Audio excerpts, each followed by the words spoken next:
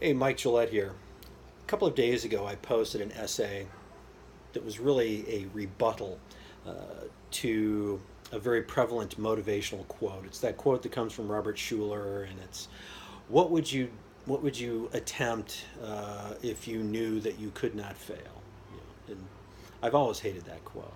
In my mind, the things that we attempt when we know we can't fail are not that great. They're not a big deal. If you know you can't fail, and I mean, I know where that quote is going. It's sort of imagine, releasing yourself of the worry about failing and just doing the thing. Well, that might be powerful stuff if you aspire to fairly mundane things. I I aspire to things that cost something, that will have implications, that if I don't do those things, I am not going to be who I want to be, who I aspire to be, who I ultimately dream of becoming. So, I'm a contrarian in a lot of ways. So I will frequently adopt sort of a contrary perspective when I write this essay or that. So I post it.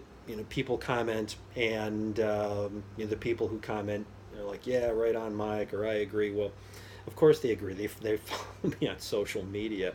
People who don't agree with me tend to not follow me. Uh, one gentleman made a comment, and it was a pretty typical comment, probably.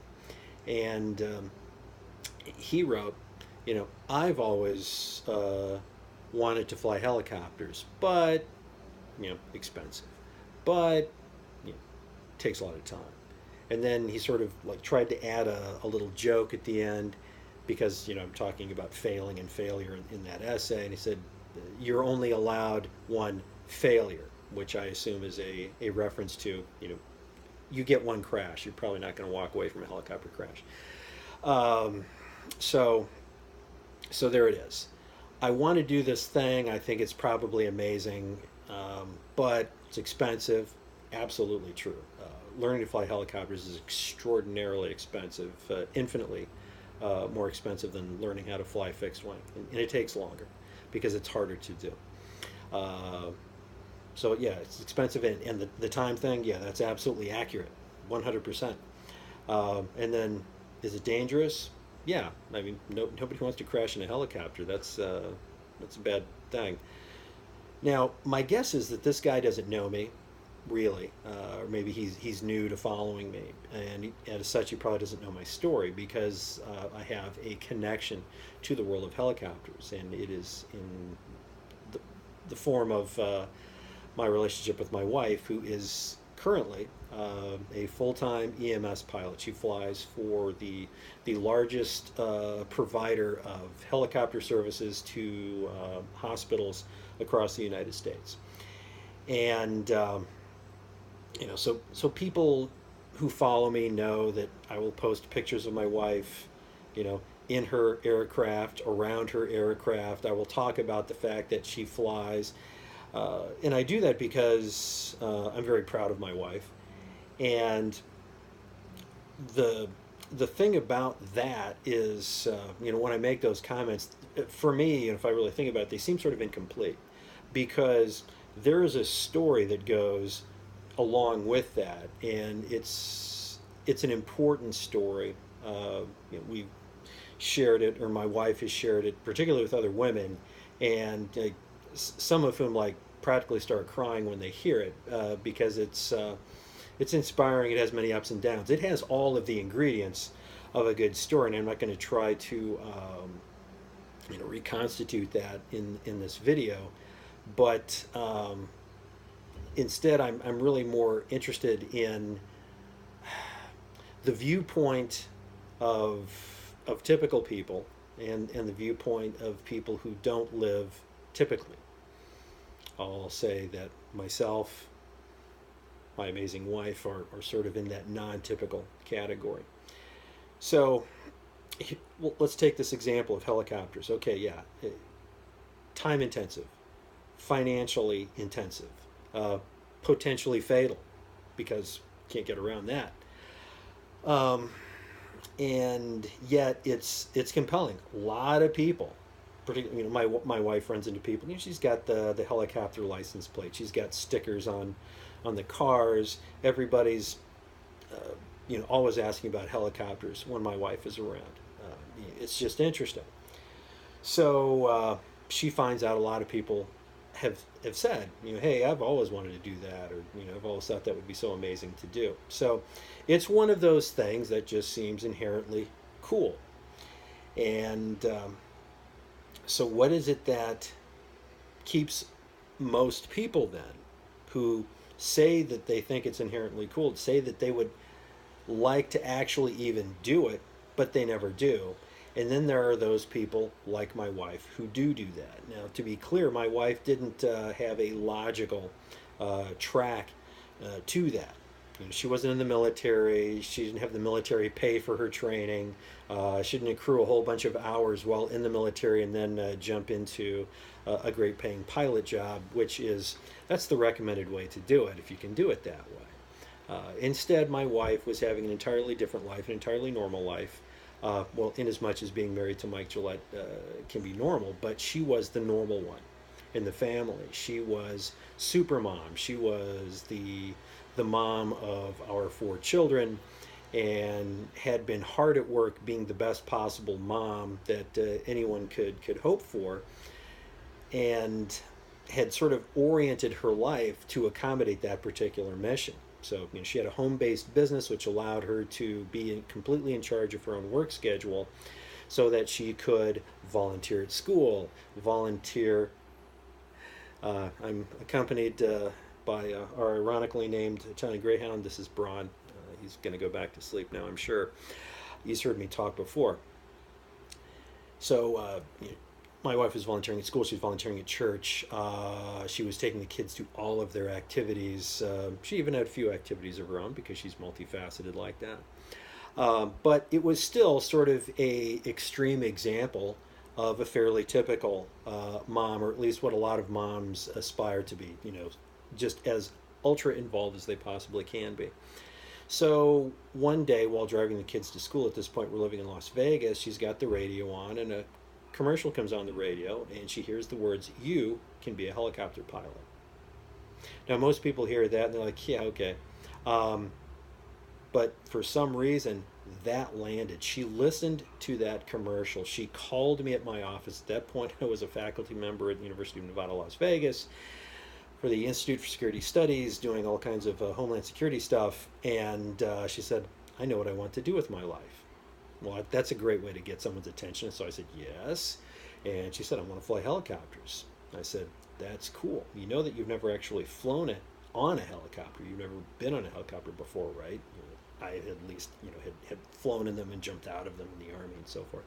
She said, yeah, I know, but I think I want to do that. So that was how the idea was born. Now, fast forward there, this is, the fall of 2005. She's, I think, 42 years old at this point. And to become part of this program, what they didn't mention in the ad is it's exorbitantly expensive to become a pilot. And this particular company that was promoting this opportunity was the largest chain of helicopter schools on the planet, based in Las Vegas, but they had schools all over the United States and a couple of friendly nearby countries. So their model was this. If you had the financial wherewithal, you were absorbed into the program, and the program was all front-loaded financially speaking, which becomes a significant part of the story later on. So we immediately were on the hook for a very significant student loan that would cover training my wife to be a private pilot, then a commercial pilot, and then a instructor, what they call a CFI, certified flight instructor. And along the way, she'd also get an additional certification in instrument rating. So once you had done that, then you're eligible to be hired as an instructor. You're not guaranteed a slot, but you're eligible. You become part of the labor pool. And then you would be absorbed into the vortex of this perpetually expanding chain of helicopter schools. Uh, the odds of getting a gig in Las Vegas pretty slim. They were growing everywhere else, but you would take one of those jobs and then you would basically work for no money for a period of time while you accrued enough hours that you could get an actual real world job. Aviation is a strange animal, and you can be certified to do something, but absolutely unhireable, because until you have a certain number of hours, which are basically set by the insurance agency uh, or the companies that insure aviation, be it fixed wing or helicopters or what have you, you can't get a job. So, like if you wanted to fly helicopter tours in Las Vegas, you need minimally 1,000 hours in a helicopter. So that takes a while to get. Uh, a hospital gig like EMS, 2,000, 2,500.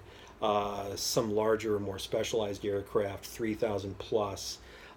It takes a really long time to get those hours. So there is a mathematical component to your viability within that profession. So a lot of people have over the years become trained, and they never are able to gain employment. So basically, they've got a lot of cool skills and a lot of debt, and no way to sort of realize any long-term financial benefit from it. So the shorter version of that story is my wife begins this process. She begins the training, all kinds of trials and tribulations. Ground school's hard. It's very technical. It's not really like anything she's done. She's second guessing herself the whole time. Then she starts flying with an instructor. She's not flying solo yet. And just flying with an instructor in that light, it's not even 1,000 pounds of aircraft. It's like 800 and some pounds. It bounces in the air. The air is hot and unstable. It's Las Vegas. It's ridiculously hot. There's that big plexiglass dome. It gets super hot inside the aircraft. They're not air conditioned. She would come home sick every day. What have I done? We're on the hook for this huge loan. I'm sick all the time. I don't know that I can physically even hack being in the aircraft, let alone trying to learn how to pilot this thing. So lots of ups and downs along the way. But as she sort of tracks for the program, which takes her about 2 years, start to finish, she didn't really have the sense that she was one of the best in the entire student body. She was a phenomenal pilot. She didn't really see it that way. All she saw was that she's a woman in largely a man's world. She's much older than everyone else. She's seeing all of these reasons why she doesn't fit and doesn't belong and may not be able to hack it. But meanwhile, she's crushing the flight requirements aspect of this process, which is typical for many of us. We don't always know, or we don't always see what's ultimately true. And now she's done. She's got all of her credentials, and she is next in line for a position. She has actually done so well that they want her in Vegas, which is their largest single school. So she's standing by for that. Everything's good. Meanwhile, the best paying job I've ever had, that company evaporates. At this point, late 2007, Homeland Security money is already starting to go away. The intensity of post 9/11, 2002, 3, 4, 5, it starts to wane politically. Things are changing in Washington. Uh, W is going to be on his way out, and we've got a couple of very strong-looking Democratic candidates on the campaign trail at this point, neither of whom are really interested in perpetuating certain projects and in a certain worldview and a certain foreign policy. And all of that had a lot to do with my earning potential at the time, because I had sort of gotten into this box of very specific Homeland Security type projects. So I was, for the time being, without a job. We had been making really good money for a period of time, so we had a level of overhead, plus all of the excitement of this new financial commitment to helicopter training, and waiting to see how that was going to resolve itself. And then the company, this great, vast company, files for bankruptcy at the end of January of '08. And what that did is it flooded the market with out-of-work pilots who had all kinds of hours. people who were far ahead of where my wife was in terms of employability. My wife at the time had 224 total hours. The bare minimum to be an instructor for almost no pay at most schools is 300 hours. The cost of an hour in even a little two-seater aircraft was close to $300. You can't just buy that. I mean, you can, but you're writing an extraordinary size check in order to do it.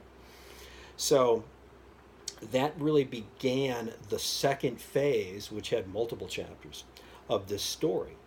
A story that saw us move here, move here, move here, live apart from each other for extended periods of time, maintaining, multiple households for various periods of time, and all the while we're sinking more money because we would go into the red trying to find opportunities for my wife to basically work for almost free in an effort to get those very precious and very necessary flight hours. We were in this. Now, there's a lack of logic, perhaps, to this journey, but we weren't really operating on logic. The world of helicopters basically fell out of the sky, in a sense. It was completely unexpected. It had never been discussed, ever. Never considered until that one day, that fateful day, when my wife happened to be listening to the radio and happened to hear that commercial and happened to be in a place where she was receptive to that message. A lot of things just seemed to be in alignment. And there was no real logic as to why she was so very good at it. She felt as though she started from way behind everyone else. But where she finished up in terms of her aptitude, she was exceptional. She just simply was. And moreover, there was something else that was going on that entire time. And it was, I was watching during those 2 years, I was watching my wife become somebody different than the woman I married. I mean, obviously there's a lot of similarities, but there was something going on inside of her. There's so many of us that do what's expected of us. We don't complain. In fact, we're so dutiful about it that we don't even necessarily entertain alternative options, alternative ways of living our life. We just do what's necessary because, frankly, it's necessary. So my wife was on this journey that was not necessary at all. We didn't need her to invest in this world. We didn't need her to pursue this world.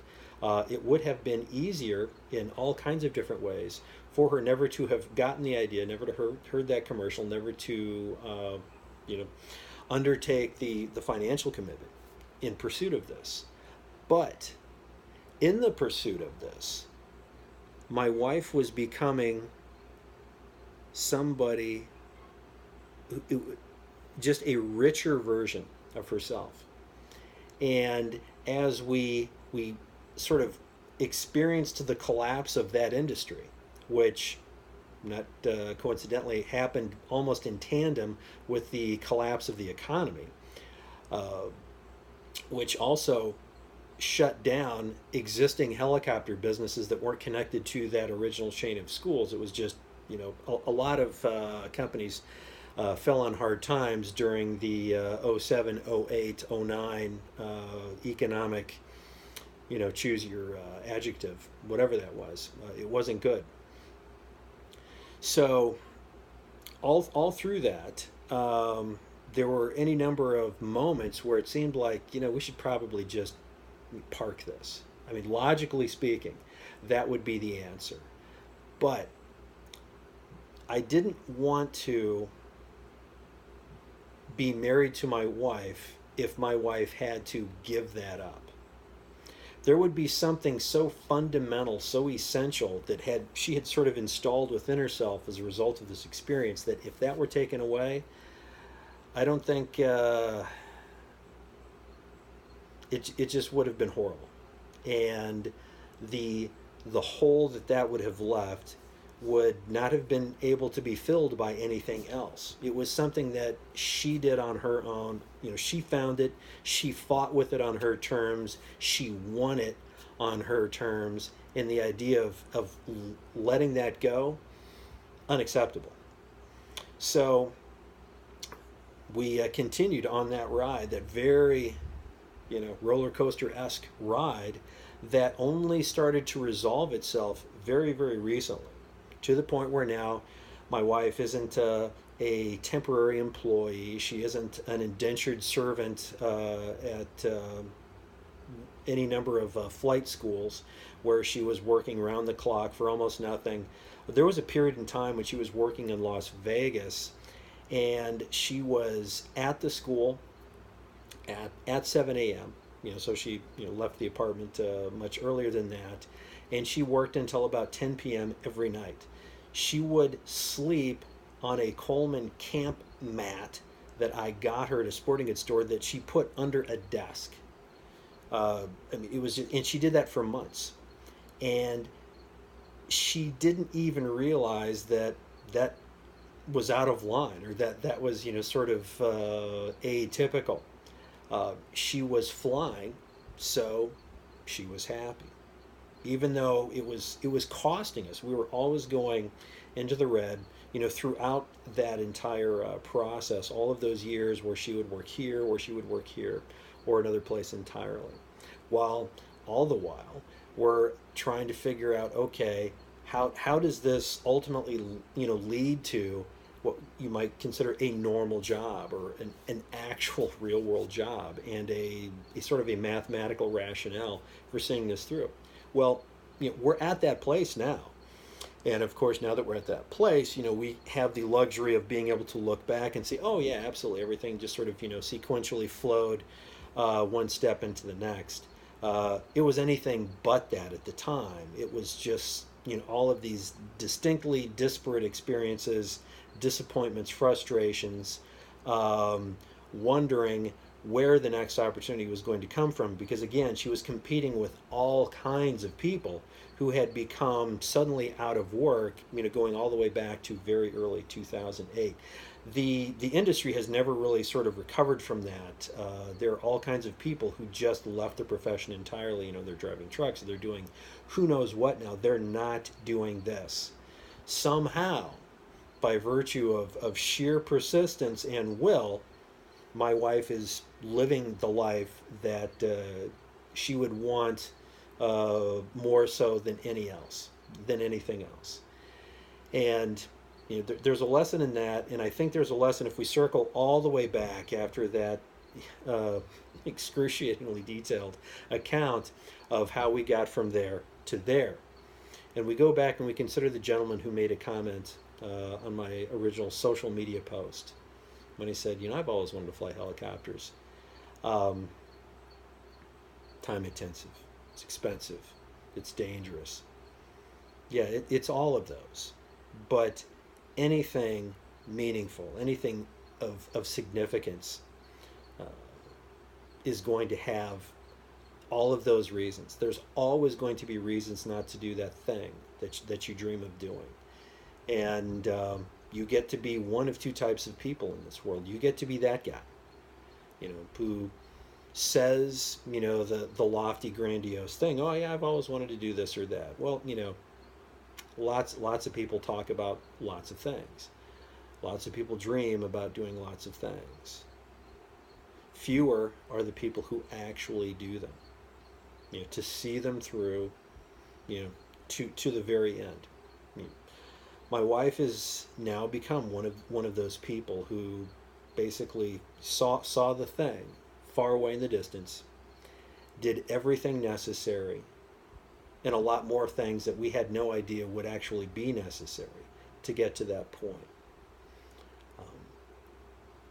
One of the reasons I believe that I'm so driven to help people do things that are difficult, that are atypical, is because beyond the successes I've enjoyed on my own, that I've experienced just internally, I've watched very closely the person who I'm closest with in the entire world go through this amazing transformative process. And I've seen the person that she has been able to become as a result of this. And that fuels my desire to help other people experience that.